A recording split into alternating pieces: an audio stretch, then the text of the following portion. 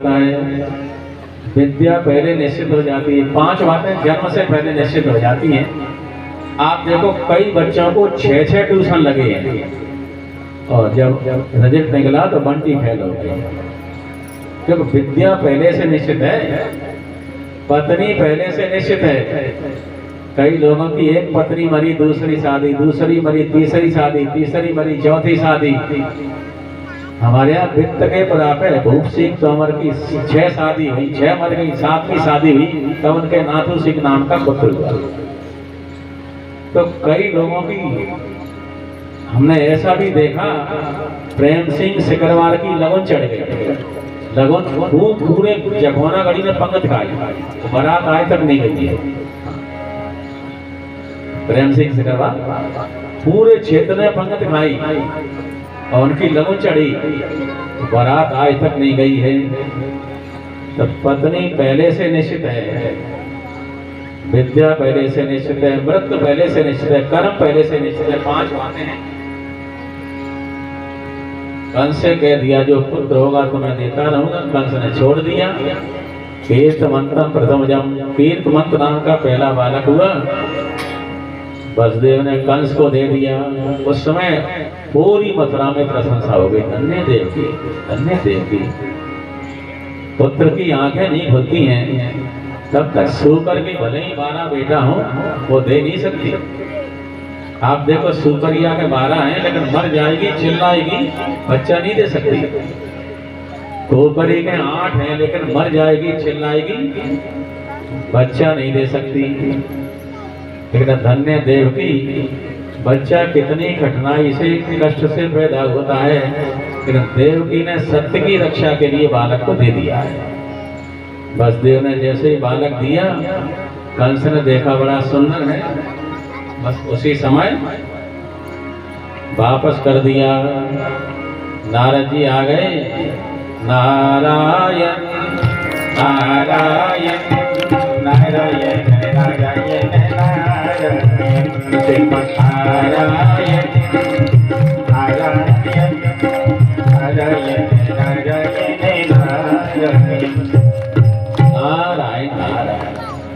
जैसे ही बालक को दे दिया,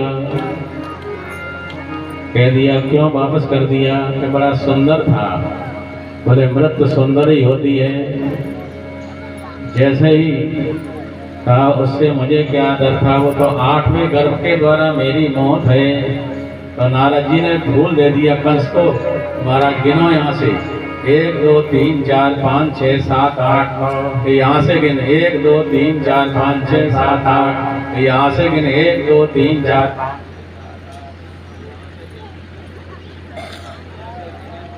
हो जाता है चक्कर में, तुझे क्या पता है। बोलो भक्त वत्सल भगवान की जय। कंस ने बालक को बुलाया और शिलाखंड पे पछाड़ दिया, बालक मर गया। नारद जी को क्या मिला भाई, बाल हत्या कराई, नारद जी को क्या मिला। बात यह है भगवान पाप ज्यादा होगा तब जल्दी आएंगे कि पुण्य ज्यादा होगा तब जल्दी आएंगे। पाप ज्यादा होगा तब आएंगे। तो बच्चों की मृत्यु के समान कौन सा पाप होगा। हमने कहा था कि जब बच्चे की याद आती है तो 3 हमें लाशें तैरती दिखाई पड़ती है। कुंड के ऊपर 3 बच्चे तैर रहे, कष्ट हो जाता है। इस कथा का उद्देश्य दक्षिणा लेना नहीं, आप लोगों का भी पूरा खाना नहीं। आप लोग उन बच्चों के लिए कामना करो कि उन बच्चों का कल्याण हो, वो प्रेत योनि में न भटके, मसान योनि में न जाए।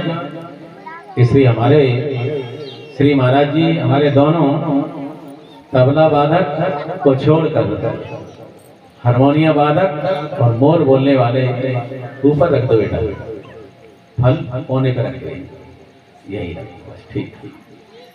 गीता जी का पाठ हमारे विष्णुदत्त आचार्य जी कर रहे हैं।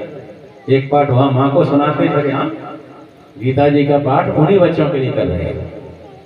और बाबा जी के लिए पाठ पूरे होते ही वो दोनों आचार्य भी बच्चों की तरफ पाठ करें। इसलिए गीता जी के पाठ से कल्याण हो जाता है। भागवत का पाठ और गीता का पाठ इसीलिए है कि वो हमें जो प्रेत योनि है, भूत योनि है, मसान की योनि है, उनसे छुटकारा करके जन्म आगे देती है। इसीलिए ये कार्यक्रम है। उन्हीं बच्चों के खातिर हमने ये हवन किया है। हवन का पुण्य उन्हें मिले और ये हमारे संत और अतिथि भोजन लेते हैं, उनका भी अंश उन्हें मिले। तुम्हारी इस यज्ञ में जो अतिथि आ जाएगा, बिना निमंत्रण के आएगा, उसका पुण्य बच्चों को मिलेगा, उसी का पुण्य बाबा जी को मिलेगा।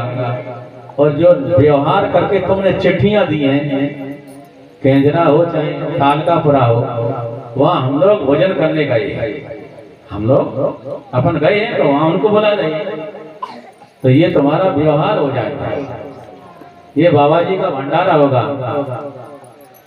और आप लोगों का सहयोग होगा। इसलिए बच्चे जब सौंप दिए जाते हैं, बाल हत्या होती है तो सबसे बड़ा पाप होता है, सबसे बड़ा पाप होता है, भ्रूण हत्या होती है। हम जब 2007 में मोरना कथा कह रहे थे श्री रामलाल तिवारी जी के यहाँ, उस समय आकाश त्रिपाठी कलेक्टर थे मुरैना में। उन्होंने हमें लेटर दिया था कि जहां जहां कथा करने जाओ वहां बच्ची की हत्या पे 2 मिनट बोलोगे।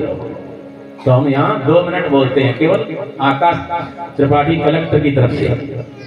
हालांकि उनसे हमने पैसा नहीं लिया है, आप ये सोचो कि पैसा लिया वो नहीं लिया। प्रश्न कर रहे हैं, आप सब बैठे हैं, हमारी माताएं बहनें बैठी हैं, भाई लोग बैठे हैं, ये बताओ 1857 में कोई भारत में पुरुष नहीं था, ये बताओ 1857 में पुरुष थे कि नहीं थे? लेकिन तलवार किसके हाथ में आई थी भाई? झांसी वाली रानी।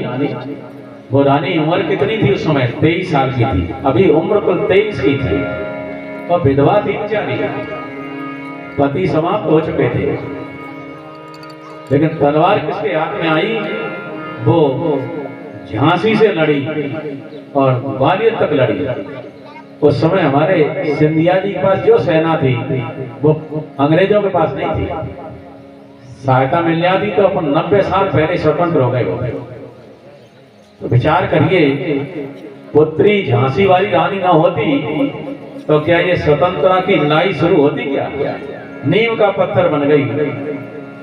और उसके लिए लिखा है सुभद्रा कुमारी चौहान ने, अभी उम्र कुल 23 की थी, मनोजननी अवतारी थी, हमको जीवन देने आई, बन स्वतंत्रता करनी थी, दिखा गई पथ सिखा गई जो हमको सीख सिखानी थी, तुम तेरे हर बोलों के हमने सुनी कहानी थी। विचार करो माताओं, पुत्री न होती तो ये देश गुलाम बना रहता। अच्छा एक बात और बता दें आपको, पशु है, पक्षी है, भैंस है, गाय है, बकरी है, इनके चाहे नर पैदा हो चाहे मादा, ये बराबर दूध पिलाती है कि कम ज्यादा? बराबर है। अच्छा तुम कम ज्यादा?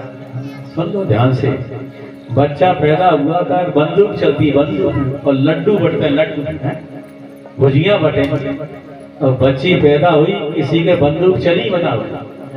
पटाखों चला होगा? नहीं चला। और लड़कियां बटे? एक बात और बताए, बच्चा पैदा हुआ तो सास 5 किलो घी आई, 5 किलो ये तो खाई ले, लड़कियों ने डाल के खाई ले, सांस लाए, घी लाए, फिर रही, और बिटिया आगे सास को विचार करो। एक बात बता दें आपसे, अच्छा तुम्हारी माँ तुम्हारे गले में तम्बाकू रख देती थोड़ी सी, और यहाँ बैठी होती क्या? विचार करो, बच्चे के गले में किसी ने तम्बाकू धरवाई क्या? बताना, हाथ उठा के। नहीं रखवाई, बता दो। और बिटिया के, कई बिटियाओं के गले में तम्बाकू। ध्यान से सुन लो भाई, हमारे यहाँ बच्चा बच्ची में भेद है। बच्चों को पहलवानी कराई, भैंस प्याई, गाँव ने बिटिया प्याई, तो बता दो कोई हाथ उठा के। हमने एक बिटिया प्याई, लेकिन जो बिटिया पहलवानी कर रही है वो कितने बादाम खाती है एक दिन में? 250 बादाम आपने देखा होगा मोबाइल पे, तो पहलवानों को कूले पर धर के फेंक देती है। क्या नाम है उसका? गीता माइक में बताए तो मैं कहते काय ना रखने का कह रहे तुम हरियाणा की गीता भगवान जन भरो कर रही बोलो भक्तवत्सल भगवान की जय। माने हरियाणा की बच्ची है, 250 बादाम एक दिन में खाती है, अब वो पहलवानों को कूले पर रख के फेंक देती है, इतनी ताकत है। तो जैसे बच्चों को पहलवानी कराई जाती है, बच्चियों को कराओ तो देखो फिर बच्ची की ताकत। हम जब कथा करने गए थे, ये गुर्जर समाज की बात है, डांग की बात है, तो एक टुकड़ा खड़ा हो गया था कि पंडित जी हम प्यापते हैं अपनी बबुए भैंस।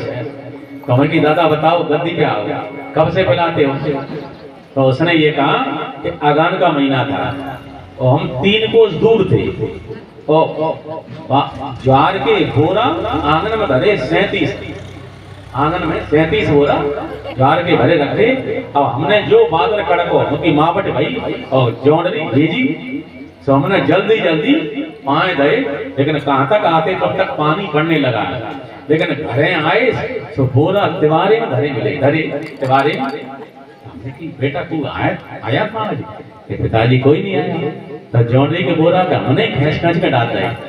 तो हमने बात बनाते बहू को एक भैंस कर देगी, बेटा तू एक भैंस थी, तेरे में ताकत नहीं होती तो ये बोरा कौन उठाता?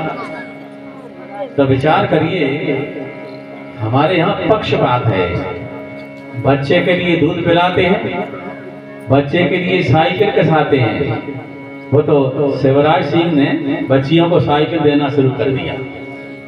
ये बच्ची पैदल ही जाती है, पिता किसी का, मम्मी किसी की, बच्चे को नहीं, बच्चे को तो करती है। तो पशु पक्षियों में भेद नहीं है, लेकिन हमारे यहाँ बच्ची में भेद है, बच्चा बच्ची में अंतर है। अपने बच्चे के नाम जमीन कर दी, किसी ने बच्ची के नाम 2 बीघा जमीन की क्या? नहीं कर। बोलो भक्तवत्सल भगवान की। आइए उसी जगह जहाँ चर्चा है। तब कंस ने 6 पुत्र मार डाले, 7वां माया से भगवान ने कहा मेरा शेष धाम उधर में है, तो वो कंस के मारने से मरेगा नहीं, तो तुम देवकी के गर्भ से बालक को लेकर रोहिणी के यहाँ पहुँचा दो, और तुम पहुँचा दो, पहुँच जाओ यशोदा के यहाँ। मैं आ रहा हूँ 8वें गर्भ के रूप में देवकी के यहाँ। मेरा जैसे ही प्राकट्य होगा मैं चला आऊँगा यशोदा के यहाँ और तुम आ जाओगी देवकी के यहाँ। बोले फिर क्या होगा कि तुम पछाड़ी जाओगी, मारी जाओगी, और मैं माखन मिश्री खाऊंगा। बोले मैं नहीं आ रही, तुम खाओगे माखन मिश्री, मैं खाऊंगी मार, मैं नहीं आ रही। भगवान ने कह दिया कलयुग में तेरी गांव गांव घर घर पेड़ के नीचे पूजा होगी। कहीं तुम कुमुदा, कहीं चंडिका, कहीं बसैया वाली, कहीं मैयर वाली, कहीं वैष्णवी नाम से तेरी पूजा गांव गांव घर घर हो जाएगी। इसके लिए माया तैयार हो जाती है और देवकी का 7वां गर्भ गिर गया। ये सूचना कंस को मिली, कंस चौकन्ना हो गया। देवकी वसुदेव को, उग्रसेन को जेल में डाल दिया और भगवान का जैसे ही प्रवेश हो जाता है, देवताओं ने स्तुति की, वेद स्तुति करते हैं। रात पर कृष्ण पति अष्टमी को भगवान प्रकट हो जाते हैं। बोलो भक्तवत्सल भगवान की जय। देव की स्तुति करती है और वसुदेव स्तुति करते हैं। उस समय भगवान कहते हैं तुम्हें भय है तो मुझे गोकुल में भेज दो।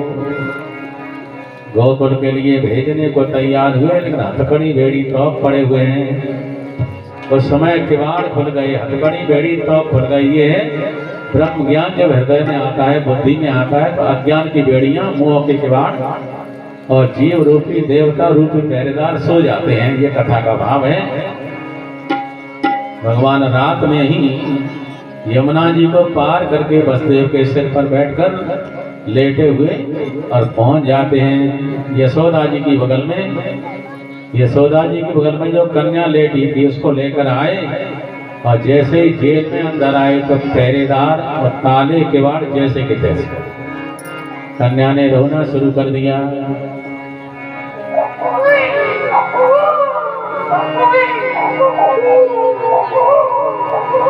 कंस जाते, कंस को पता लग गया। उसी समय कंस आता है और देव की प्रार्थना करती है, मेरे बहुत से बालक मार दिए, अंगे माम चरमाम प्रजा, ये मेरी आखिरी संतान है, ये तेरा वध नहीं करेगी।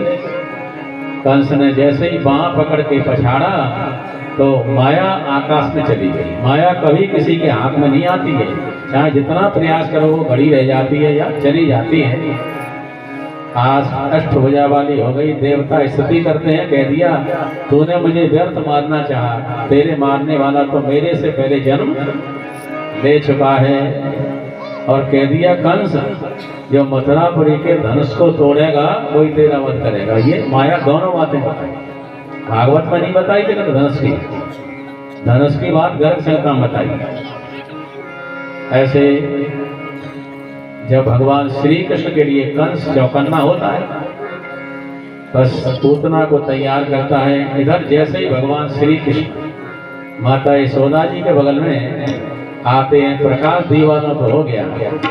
यशोदा मैया खुश हो गई, अरे नंदा सुनंदा, हाँ भाभी कहाँ गए? अरे भैया से कह दे लाला का जन्म भयो है। लाला कैसा है? कनुआ है और करुआ है। चल बुढ़ापे का कनुआ करुआ ही अच्छा है। दौड़ी दौड़ी गई, बाबा बाबा, हाँ लाला का जन्म हुआ है, लाला कैसा है? तो कहा लाला कनुआ है और करुआ है। चल कोई बात नहीं है, बड़ी खुशी हो जाती है। तुरंत ही यमुना जी में 100 डुबकियां भरते हैं, पितरों को जलदान करते हैं, नामदीनों श्राद्ध करते हैं। बाबा ने आकर के लाला का महोत्सव प्रारंभ कर दिया।